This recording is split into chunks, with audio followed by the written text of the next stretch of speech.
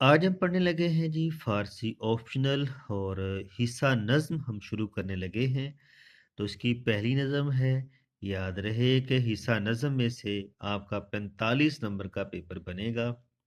25 number का एक question होगा, 25 नंबर और 20 नंबर का दूसरा सवाल होगा।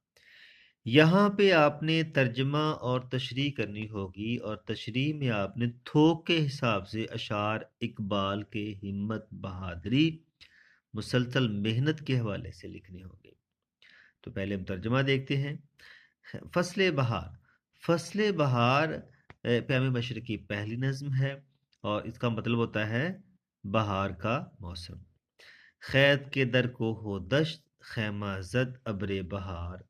उठ देख, इकबाल नौजवान को कहते हैं उठो और देखो कि पहाड़ों में बयाबानों में खैमा जद अब्रे बहार, बहार के बादलों ने खैमे लगा दिए हैं। मस्त तरन्नुम हजार, देखो हजारों परिंदे मस्ती में गा रहे हैं। और उन परिंदों के नाम कौन से हैं? तोतियो दर्राजो सार, तोते, तीतर, बुलबुल और बरतरफे झुयबार।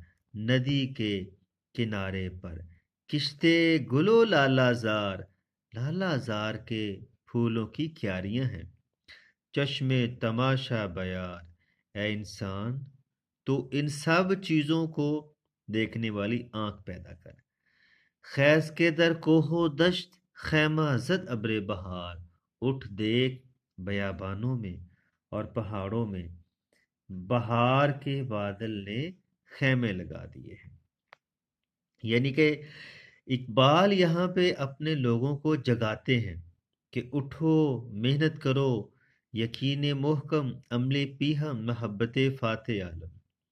जिहाद जिंदगानी में है ये मर्दों की शमशीरें। यानी कि यहाँ पे मेहनत का दरस है इकबाल का। फिर इकबाल अगले बंद में कहते हैं कि अच्छा, इसकी तशरीह ये आपके बुक के अंदर ही लिखी हुई है। तो आखिरी लाइनें ये चेक कर लें आप कि कहता है मौसमों का तगय्युर व तबद्दुल जो इशारा कर रहा है इसे समझ, मगर इसके लिए तुझे अपनी बातनी आंख खोलनी होगी। लिहाजा अपनी बातनी आंख खोल कर देख, इसलिए कि ज़ाहरी आंख काफ़ी नहीं है।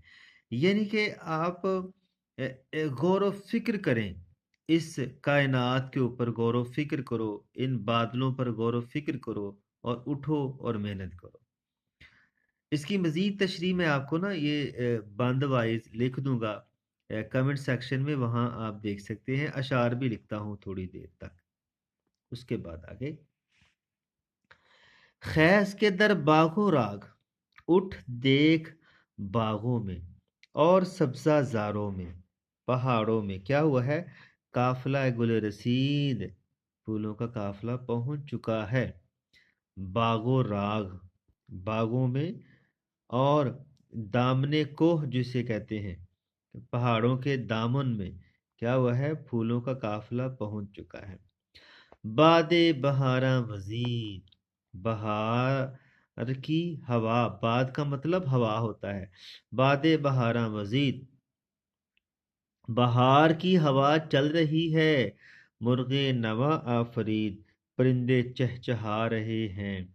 देखो लाला कमर दर कमर, ए इंसान देख कि लाला के फूल कमर से कमर मिलाए हुए, मतलब बहुत ज्यादा, इतने ज्यादा हैं कि वो साथ साथ जुड़े हुए हैं, इतने ज्यादा खिले हुए हैं। हुस्ने गुल ताजा चीज, हुस्ने जो है वो हुस्ने ताजा फूल चुन दिए हैं।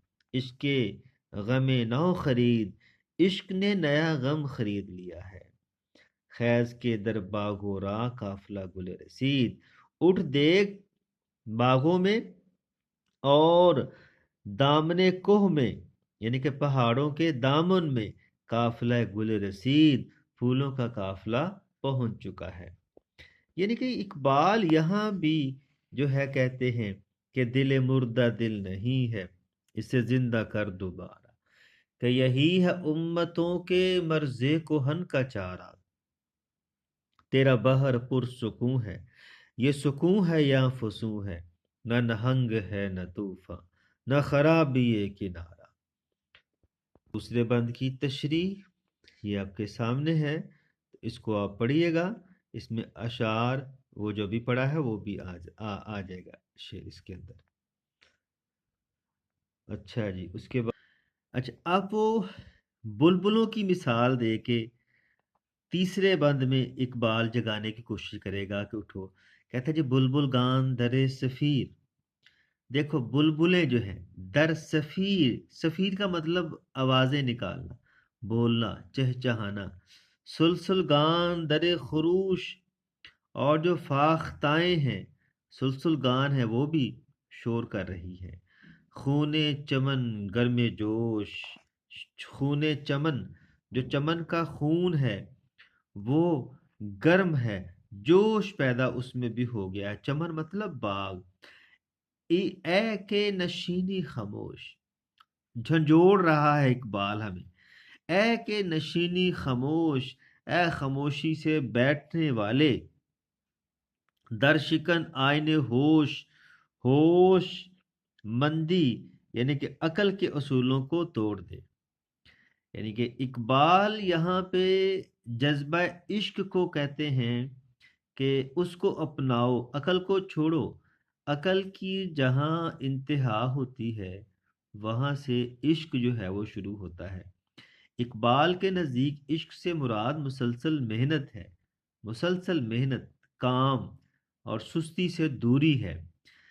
بادہ مانی بنوش کہتا ہے آپ معرفت کی شراب پئیں، بادہ مانی بنوش، نوش کا مطلب پینا، سو بلبل گان در سفیر، سلسل گان در خروش، بلبلیں چہچہا رہی ہیں اور فاختائیں شور برپا کر رہی ہیں۔ کیا شور ہوگا ان کا کہ فطرت جو ہے وہ محنت کرتی ہے اور جو محنت نہیں کرتا وہ صفحہ ہستی سے مٹ جاتا ہے۔ بند کیے تشریح چیک کریں، اس میں دیکھیں آخری لائنیں، کہتا ہے دنیا کے اس چمن کی حقیقت بھی آشکار نہیں ہوتی تو خدا کی معرفت عشق الہی کے بغیر ممکن نہیں، لہذا عشق الہی اختیار کر، پھر تو بھی چمن کے دل نشیں نظاروں سے لطف اندوز ہو سکے گا اور تیری زندگی کا دامن بھی پھولوں سے بھر جائے گا۔ تو اس میں بھی بے شمار اشعار آ جائیں گے، میں لکھ دوں گا آپ کو لیے۔ اچھا جی، اب چوتھے بند میں اقبال کیا کہتے ہیں جی حجرہ نشینی گزار، گوشائے صحرا گزین، حجرے میں بیٹھنا چھوڑ دے، گوشائے صحرا گزین، کسی صحرا کے کونے کا انتخاب کر۔ کہتے ہیں نا اقبال کہ نہیں تیرا نشیمن قصر سلطانی کے گنبد پر، تو شاہی ہے بسیرا کر پہاڑوں کی چٹانوں میں، ٹھیک ہے، کیا میں نے اس خاک داں سے کنارہ جہاں رزق کا نام ہے آب و دانہ، بیاباں کی خلوت خوش آتی ہے مجھ کو، جب ازل سے ہے فطرت میری راہ بانا۔ تو یہ شعر میں آپ کو لکھ دوں گا اقبال کا، حجرہ نشینی گزار، گوشائے صحرا گزیں، حجرے میں بیٹھنا چھوڑ دے اور کسی صحرا کے کونے کا انتخاب کر، برلبے جوئے نشین یعنی کہ ندی کے کنارے پہ بیٹھ، آب رواں ببین، بہتا ہوا پانی دیکھ، نرگس ناز آفرین، نرگس ناز آفرین، نرگس جو کہ ناز سے آفریں ہے، اور کیا کہا لخت زنش بر جبیں، اس کی پیشانی کا بوسہ لے، حجرہ نشینی گزار، وہ گوشائے صحرا گزیں، حجرے میں بیٹھنا چھوڑ دے، کسی صحرا کا کونے کا انتخاب کر۔ جیسے کہ اقبال نے یہاں بھی محنت کا درس دیا ہے کہ پرواز ہے دونوں کی اسی ایک ہی فضا میں، کرگس کا جہاں اور ہے شاہی کا جہاں اور، کہ اٹھو اور اپنی محنت کرو، کیونکہ عمل سے بنتی ہے زندگی، جنت بھی جہنم بھی، یہ خاکی اپنی فطرت میں نہ نوری ہے نہ ناری۔ تو دیکھیں جو خانقاہوں میں بیٹھے ہوئے ہیں، اقبال کہتے ہیں یہ کوئی اسلام نہیں ہے، بلکہ جو محنت کرنے والے لوگ ہیں۔ فطرت کو آپ نے سمجھنا ہے تو پھر آپ کسی صحرا کے کونے کا انتخاب کریں گے، نہ حجرے میں بیٹھ کے جو ہے اللہ اللہ کی ہی آوازیں لگاتے جائیں گے۔ اچھا جی، پانچویں بند میں اقبال کہتے ہیں دیدہ مانی کشا اے زائیاں بے خبر، باطن کی آنکھ کھول، اے زائیاں بے خبر، اے ظاہر سے بے خبر، دیکھ لالا کمر در کمر، لالا کے پھول کمر در کمر ہیں، نیما آتش بھبر، انہوں نے آدھا آگ کا لباس پہنا ہوا ہے، یعنی کہ اوپر سے سرخ ہے نا وہ، تو ایسا لگ رہا ہے جیسے انہوں نے آگ کا لباس آدھا پہنا ہوا ہے۔ می چکدس بر جگر، می چکدس یعنی کہ اس کے جگر پر جو ہے شبنم اشک سحر، شبنم جو ہے وہ صبح کے آنسو ٹپکا رہی ہے، یعنی کہ شبنم جو اوس پڑ رہی ہے اس کو آنسوؤں سے تشبیہ دی ہے اقبال نے۔ در شفق انجم نگر، ستاروں کے جو ہے ستاروں کی لالی کے اندر ان کو دیکھ، دیدہ مانی کشا ایزا ایاں بے خبر، باطن کی آنکھ کھول اے ظاہر سے بے خبر۔ یعنی کہ یہاں بھی اقبال نے صبح اٹھنے کے حوالے سے بات کی ہے کہ آپ اٹھیں اور اٹھ کے ان کو دیکھیں، قدرت کی نشانیاں پہچانیں۔ یہ دیکھیں نا، چشم بصیرت سے ان کا مشاہدہ کرتا کر تاکہ ان میں پوشیدہ حقیقتیں تم پر منکشف ہوں اور تو حقیقت کا رازداں بن جائے۔ ٹھیک ہے، تو یہ پانچواں شعر۔ اس کے بعد ہم جاتے ہیں آخری بند، خاک چمن و نمود راز دل کائنات، خاک چمن و نمود، دیکھ خاک نے، چمن کی خاک نے، نمود ظاہر کر دیا ہے راز دل کائنات، کائنات کے دل کے راز کو، بود و نمود و صفات، صفات کا ہونا یا نہ ہونا، جلوہ گرے ہے ذات، خدا کی ذات کو ہی ظاہر کرتا ہے۔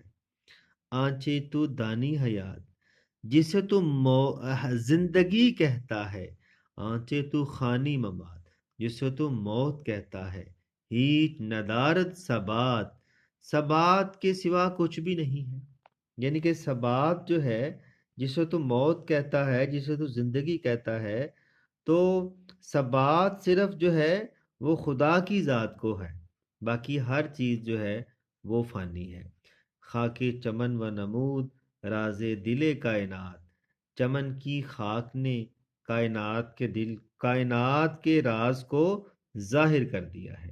تو یہ جو تشریح ہے ہم تھوڑی سی پڑھتے ہیں، تو اس میں آپ کو نظر آئے گا لہذا ان مظاہر میں پوشیدہ منشا خداوندی سے آگاہی حاصل کرو، مٹی سے جو کچھ ظاہر ہوا ہے تمہارے نزدیک پہلے نہیں تھا اور اب ہے، مگر یہ ہونا اور نہ ہونا یعنی کہ زندگی اور موت سب عارضی ہے اور کسی کو دوام نہیں ہے، یعنی کوئی چیز بھی ہمیشہ والی نہیں ہے، دوام صرف خدا تعالیٰ کی ذات کو ہے، لہذا اسے اپنے فکر و عمل کی بنیاد بنا۔ تو یہاں پہ اقبال نے آخری بند میں جو ہے وہ خدا تعالیٰ کے اوپر پختہ ایمان اور ایک بات اور کی ہے کہ اس دنیا کے اندر صرف خدا تعالیٰ کی ذات کو ہی جو ہے وہ دوام حاصل ہے۔ تو عزیز طلبہ، یہ تشریح آپ کے سامنے لکھی بھی ہوئی ہے، تو میں کوشش کرتا ہوں کہ نیچے کمنٹ سیکشن میں ہر بند کے حوالے سے جو جو اشعار آتے ہوں وہ لکھ دیتا ہوں اور آپ ان کو وہاں سے جا کے دیکھ سکتے ہیں۔ تو ملتے ہیں جی اگلی نظم جو ہے وہ آئے گی زندگی، وہ ہم نیکسٹ لیکچر میں پڑھیں گے۔ تو ملتے ہیں جی نیکسٹ میں، اللہ حافظ۔